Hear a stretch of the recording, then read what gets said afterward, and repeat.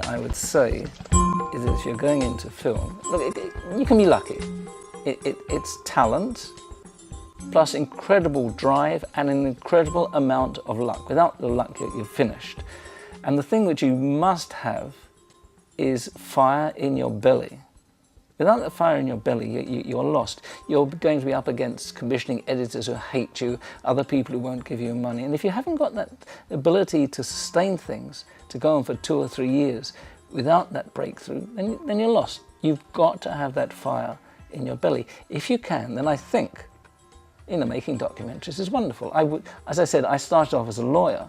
I certainly wouldn't go back to that. And I liked lawyering. I liked being a legal thing. But the adventure of making documentaries, where else are you allowed to open the secret doors, to pry into other people's lives, to go around the world, to occasionally see things at other people's expense? I remember once I was filming Burt Lancaster in Israel.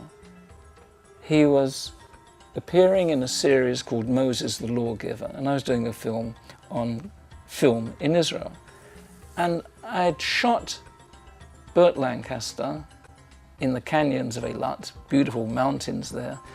We finished the day, I came back, it was about 5 in the evening. I was sitting on a jeep next to a rather nice looking lady. In front of me was the Red Sea, which is actually turquoise, green, crystal clear. The sun was shining, the sky was blue. I'd had this day filming Burt Lancaster, and I thought, oh my God, and they pay me for doing this. Well, don't tell everybody else. You see, it can be fun, you can be lucky. But I say, advice to first filmmakers, fire in your belly. Working in the Middle East, I work out of Israel, occasionally Egypt, occasionally Jordan.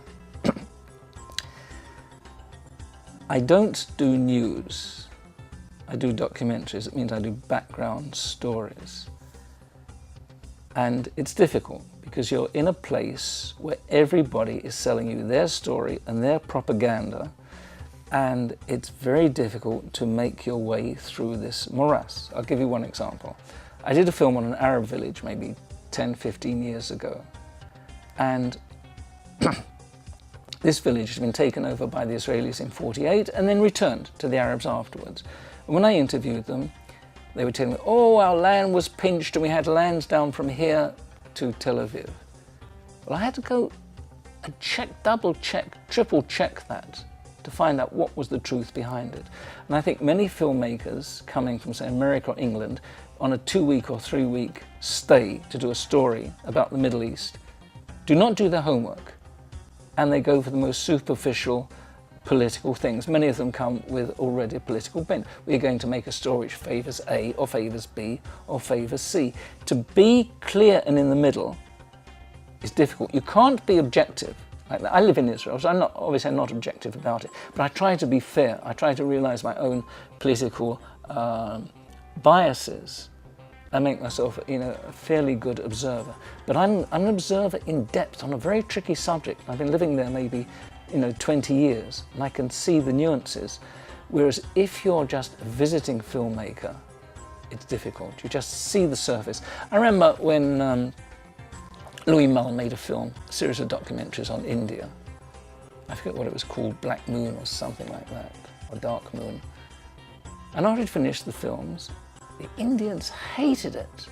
Basically, you have not understood our country. You just come in, you've seen the fantastic and the colourful and so on. You've not reached the depths, you've not understood the relationship between the Brahmins and the untouchables or the Sikhs and so on. Do your homework, and that needs time. So what are we going to say, that no filmmaker should visit for a week or 2 weeks and make it? Obviously not. But do your homework, get to really know your subject. So that is the danger of films about a very, very, very tricky area where the filmmaker hasn't got a clue what he or she's really doing.